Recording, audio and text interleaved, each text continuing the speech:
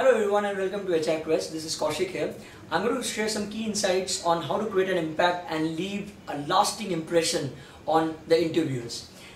Well, before your interaction starts, the first thing that a lot of people ignore, and I have observed it very closely, the moment you step into the conference room, or let's say the interview hall, or let's say in someone's office, the moment you open the door, I've seen people banging it so hard, also leaving it ajar.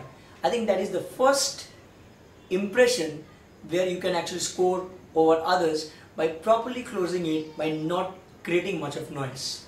So that you should always remember how to open the door in a very delicate manner and at the same time closing it the way you opened it.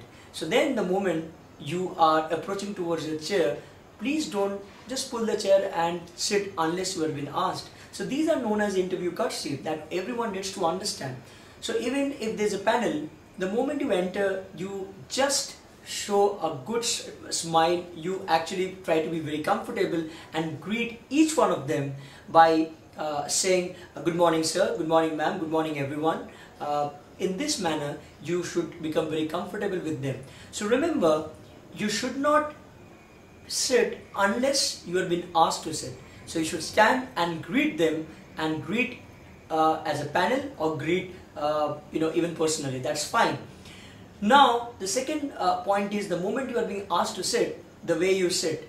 The moment you sit, then ensure that you feel comfortable and you start looking at everyone. We call it maintaining a very positive eye contact. So the moment you have been asked to sit, and if you are carrying any credential, don't exactly get confused where exactly to keep it. You just keep it in front of you on the table or just aside, but don't actually create a kind of hassle out of it. So these are very small things that we would start creating a lasting relationship. So I'm going to, apart from these 2 points, I'm going to speak specifically about 4 important things that you should always remember at the time of interview.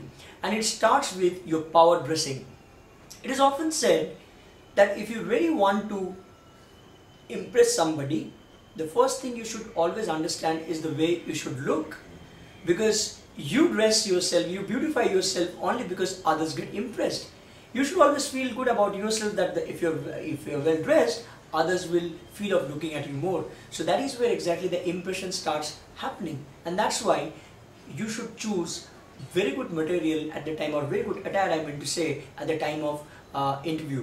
I have actually shared on hrquest.com what all things you should wear being a guy or a girl, so you can always refer to it and we get an idea that what kind of suit, what kind of shirt, tie or shoe you should wear at the time of interview. So remember, I call it power dressing, because if you carry yourself well on that day, it will create a kind of huge power for you, and that will also reflect your persona well to the interviewers. So remember, you dress well, so to look well, and at the same time, if you look well, you start building the process of creating an indelible impression on your interviewers.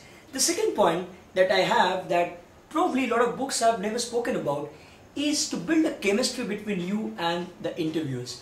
I think that's very imperative. A lot of people feel that it is a kind of a huge test. It remains a kind of litmus test whether I would be able to succeed at a time of interview or not. But that is something should not bother you much. Rather, whenever you actually go inside the room of an interview, or else you are getting an opportunity to meet somebody who is very experienced or even industry stalwart, you should take it very positively and feel that it is a privilege for you. So the moment you are in, always try to exchange some kind of gestures. One example could be asking for a card. Second could be going for a firm handshake. But it depends obviously on the culture. If you're in India the culture is not about a kind of firm handshake the moment you go inside, or else you cannot also ask for a card, unlike the West. So when you're talking about building a chemistry, that is what also you need to find out ways, how can you start building that chemistry. I believe the best is you can just simply go, give a good smile, and also ask them, hello sir, it feels great to be here.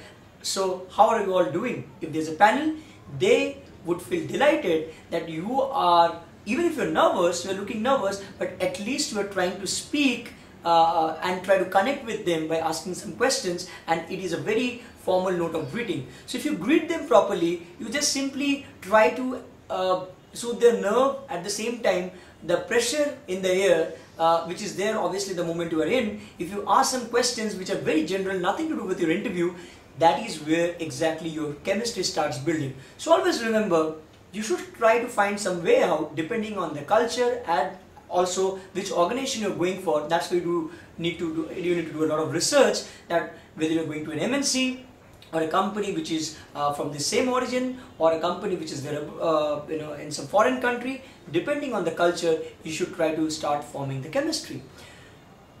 Third point is what I would call is the art of asking questions.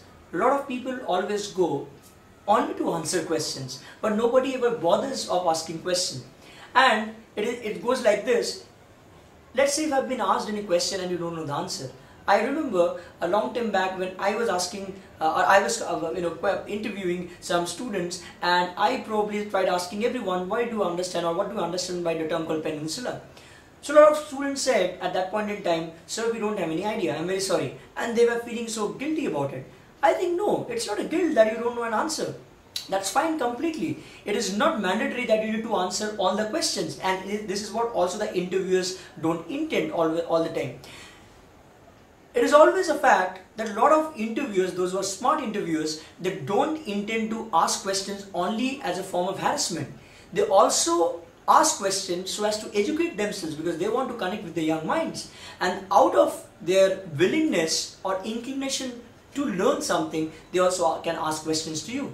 So you should take it very positively and should consider it to be a great opportunity of building that chemistry. So even if you are unable to answer a question in a very nice tone, you can ask, sir, I'm very sorry, I don't know the answer, but I would really appreciate if you could just enlighten my thoughts and views by giving the right answer to it if possible. These kind of words would improve your ongoing interview, at the same time will build a very good chemistry between you and the interviewer. So this is what exactly I believe is not only building the power of chemistry, at the same time you should always start asking good questions if you ever get stuck. And I always believe that it is all about power of brevity. So there's a principle called KISS, keep it short and simple. And when you are being asked any question, you should also keep it very, very simple. If you're trying to keep it simple, then only they would actually get satisfied. So no need to stretch your answers, no need to elongate your thoughts, rather you try to speak with the power of brevity. And one point that I would like to add on before I actually say goodbye to you for today is the power of giving examples to justify your achievements, hobbies, thoughts, so on and so forth.